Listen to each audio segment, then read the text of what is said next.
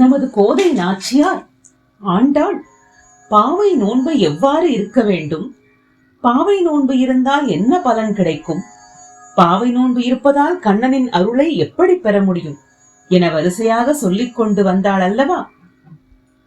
இப்போது மார்கழி மாதம் நிறைவடைய இன்னும் சில நாட்களே இருக்க இந்த பாசுரத்தில் நோன்பிருக்க தேவையான பொருட்களை கண்ணனிடத்தில் வேண்டுகிறாள். பாசுரம் 26. திருமாலே, எங்களிடம் பேரன்பு கொண்டவனே, ரத்தினம் போன்ற அழகுடையவனே, மார்கழி நோன்புக்கென நாங்கள் கேட்பது யாதெனில், நம் முன்னோர்கள் முறை செய்து காலம் காலமாக வழக்கில் உள்ள பொருட்களைத்தான் கேட்கப் போகிறோம்.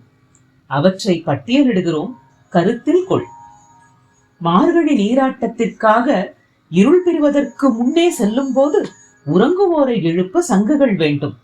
அந்த சங்குகள் பெரியவையாக, வெண்மையாக, பால் போன்று வெளுத்தவையாக, உலகத்தில் உள்ள பகைவர்கள் எல்லாம் நடுங்கும்படி ஒலிக்க கூடியதாக.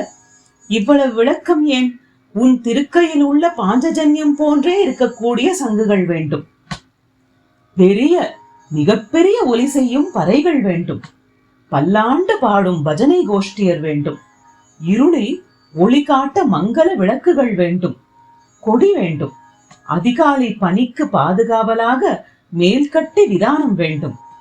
முன்பு ஆலிலையில் பாலகனாக பள்ளி கொண்டவனே, இவற்றை நீதான் எங்களுக்கு அருள வேண்டும் என இந்த பாசுரத்தில் எம்பெருமானே, இனிவரும் காலத்திலும் நாங்கள் உன் புகழை பாடிக்கொண்டே இருக்க விரும்புகிறோம், இதற்கு நீதான் அருள் புரிய வேண்டும் என அவன் அருளாலே அவன் தாள் வணங்கி என்கிறபடி நோன்பிற்கு தேவையான விஷயங்களை கண்ணனிடமே கேட்டு நோன்பை நல்லபடியாக செய்வதற்கு கண்ணனின் அருளையே நாடி நோன்பின் பலனாக கண்ணனையே வேண்டுகிறாள் ஆண்டாள்.